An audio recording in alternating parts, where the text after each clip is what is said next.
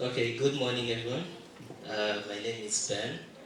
Um, I actually am working with the Biomedical Research and Training Institute right now on some sequencing project.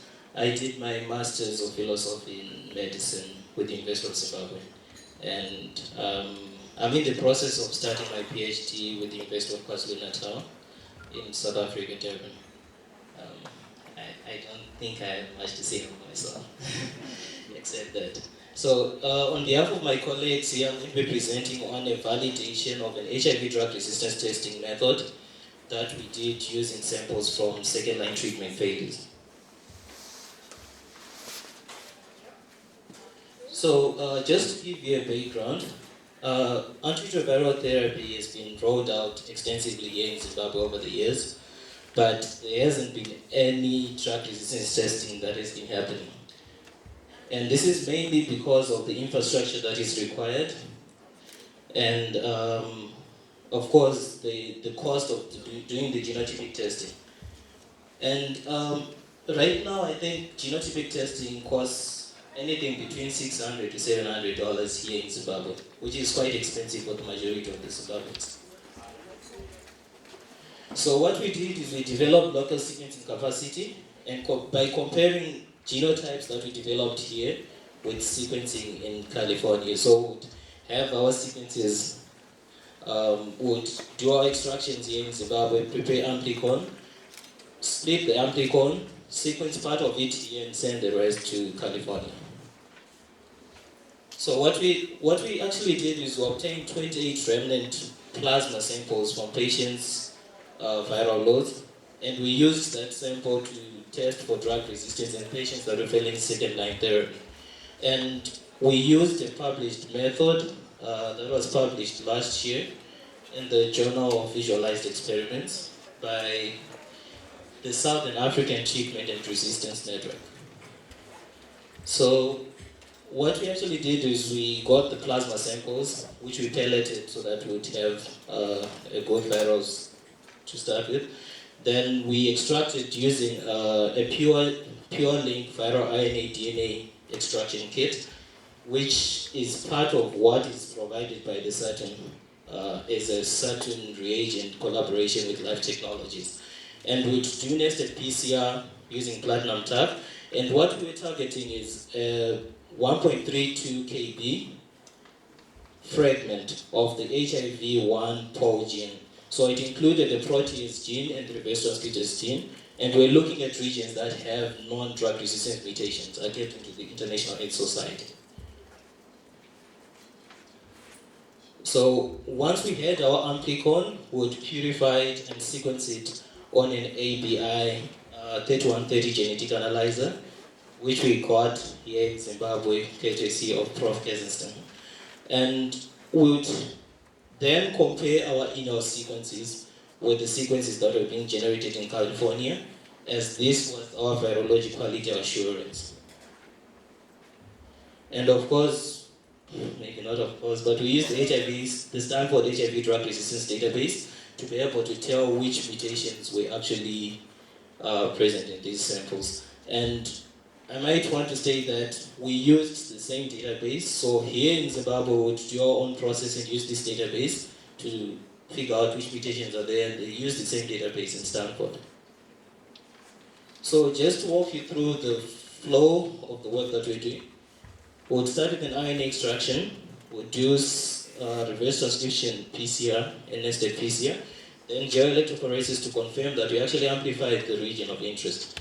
Then after that, we'll split the amplicon, have half of it sent to California, where the sequence analysis and drug resistance interpretation was done, and we would do the same in-house using our local sequencing capacity. Then we would pretty much do that blinded, then afterwards we would compare the results.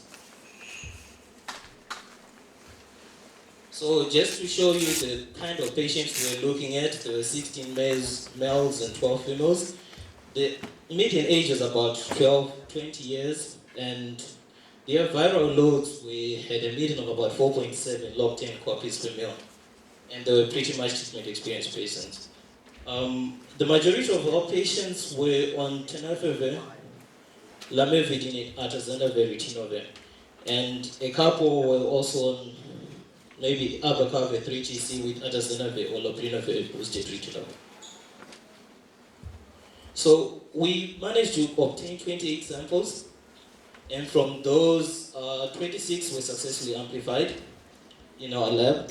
The other two were mainly probably because they had viral loads that were closer to the lower limit that we expect, which is 1,000 copies per ml. Then we sent them for sequencing.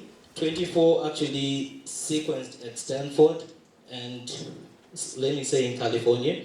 And we had 24 sequences that we generated in-house. And in the end, we had 23 sequence pairs. So we had 23 pairs from both labs, one each that's sequenced in either lab. So in total, we had 25 samples. So of those 25, 20 had drug-resistant mutations from this patient cohort.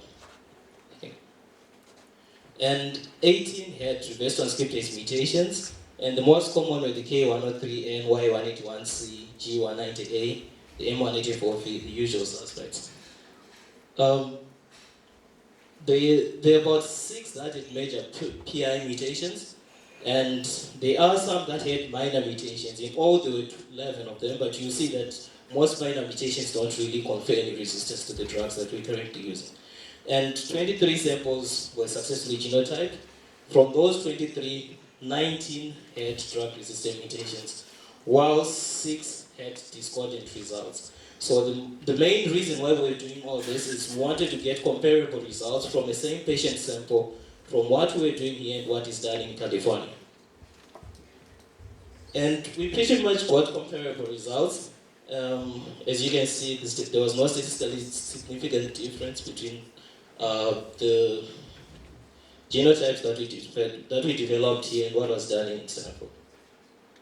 So if I were to take you to the discordant results, for instance, if we look at NC1 here, these are the protease mutations that were picked in the discordant patients, and there is an extra mutation that is highlighted in green there that we detected in our lab that was not detected in Stanford. But what implication did that have in terms of the treatment outcome? So these would pretty much affect abacavir, tidanosine, and tenofovir. And the level of resistance would just change from intermediate to high-level resistance, but they still conferred resistance to the same particular drugs.